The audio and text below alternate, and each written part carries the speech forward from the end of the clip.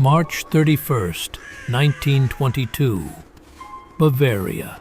The snow doesn't lie. Footprints. Coming from the woods, heading straight to the farmhouse. But here's the thing that'll make your skin crawl. No footprints leading back out. Someone walked to the Hinterkaifeck farm. Someone stayed. 6 days later, they found the bodies, all of them. The family had been living with their killer, and they knew it. Hinterkaifeck, a remote farmstead between Ingolstadt and Schrobenhausen, 70 kilometers north of Munich, middle of nowhere, the kind of place where secrets grow thick as morning fog.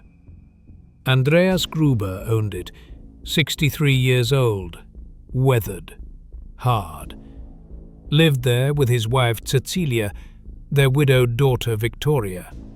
Viktoria's 2 children, 7-year-old Cäzilia and 2-year-old Josef. And the maid, Maria Baumgartner, just hired. First day was her last. 6 months before the murders, the previous maid had quit, said the house was haunted, said she heard footsteps in the attic, voices, movement, when no one should be there. Andreas dismissed it. Superstition, peasant nonsense. But Andreas Gruber was about to learn that some superstitions have teeth. March 31st, 6 days before they found the bodies. Andreas discovered those footprints in the snow, from the forest edge to the farm. He followed them. They led to the house, then stopped.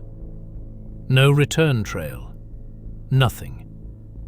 He checked the attic, found a newspaper up there he didn't recognize. Not his, not anyone in the family's. Then the keys. The house keys went missing. Just vanished. Strange sounds at night. Footsteps overhead. Andreas told neighbors about it. Casual, matter of fact, like he was talking about the weather. But he didn't call the police. That was his first mistake. His last mistake would be going to the barn. April 4th, the day the screaming stopped before it could start. Evening fell. The family went about their routines. Andreas, Cäzilia the elder, Viktoria, young Cäzilia. One by one they were lured to the barn, or followed each other. A mattock, farm tool, pickaxe on one end, adze blade on the other. Heavy, brutal, final. The killer swung it like an executioner, each blow deliberate. Andreas first, skull shattered. Then his wife, Viktoria. Then the little girl, 7 years old.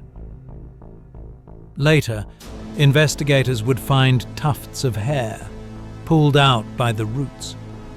Young Cäzilia had grabbed at her own head, trying to understand what was happening, trying to stop the pain. The killer wasn't finished. He walked back to the house, steady, methodical. Maria Baumgartner, the new maid, in her room.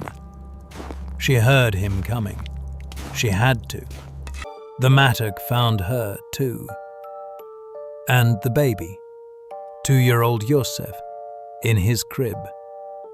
The killer didn't spare him. Blunt force trauma. 6 bodies, 1 weapon, 1 person. Then he stayed. Here's where it gets darker. Neighbors noticed smoke from the chimney for days after. The farm animals were fed, cared for. Someone was living in that house, walking over the bodies, eating their food, sleeping in their beds. 3 days, maybe 4. The killer stayed at Hinterkaifeck, made himself comfortable. When neighbors finally investigated on April 4th, they found hell. The barn was a morgue, 4 bodies stacked like cordwood. The house reeked of death and occupation. But no killer. He'd walked away, just like those footprints, arriving but never leaving. The case was never solved. Over 100 suspects, no arrests. The killer knew the farm, knew the family, knew when to strike. Some say it was Viktoria's husband, reported dead in the war. Maybe he came back, found her with another man's child. Others point to neighbors, jealousy, land disputes. But the truth died with the Grubers. Hinterkaifeck farm was torn down in 1923. They couldn't wash the blood out of the wood. The footprints in the snow melted, but the shadow of whoever made them, that shadow is still walking, still out there, still unfound.